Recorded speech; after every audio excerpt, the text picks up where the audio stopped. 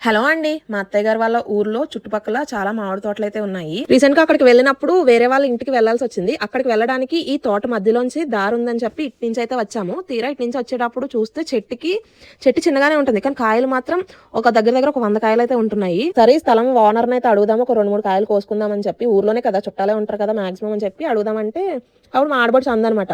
ఈ తోటంతా అమ్మేశారు 10,000కి అని. 10,000కి అమ్మేయడం ఏంటి అని చెప్పి అడిగితే అప్పుడు మా ఆడపడుచు ఏమందంటే ఓన్లీ చెట్టు ఇంకా చెట్టుకి కాసే కాయలు మాత్రమే 10,000కి అమ్మారు. స్థలం కాదు అని చెప్పి. అప్పుడు నేను ఇంకొంచెం కుదుట పడ్డాననమాట. ఎందుకంటే 10,000కి స్థలంతో పాటు చెట్లు వచ్చేసినాయి అని చెప్తే మేమే కొనుక్కుందాం కదా అన్న థాట్ ఆ క్షణం అలా స్ట్రైక్ అయిందనమాట. తీరా ఇక్కడ వచ్చిన చిక్ ఏంటంటే ఊర్లో కదా ఎవరు ఎటు నుంచి వచ్చి కాయలు కోసుకెళ్ళిపోతారో తెలియదు. సపోజ్ మమ్మల్ని తీసుకోండి. మేము ఈ దారంటా వెళ్తా కొన్ని కాయలు అయితే కోసేసుకుందాం అనుకున్నాం. అందుకే వీళ్ళు కాపలా కాయలేక వేరే వాళ్ళకైతే ఈ చెట్లని అమ్మేశారు అని చెప్పి మా ఆడపడుచు అయితే చెప్పింది. ఇంకోటి ఏంటి మామిడి చెట్లు ఉన్నాయంటే ఖచ్చితంగా చుట్టుపక్కల వాళ్ళు చుట్టాలు కాయలు అడుగుతూనే ఉంటారు. ఇంత కష్టపడి పెంచి వాళ్ళకి వీళ్ళకి ఇచ్చే కన్నా ఇలా లీజ్‌కి ఇచ్చేయడం బెటర్ అని చెప్పి నా ఒపీనియన్.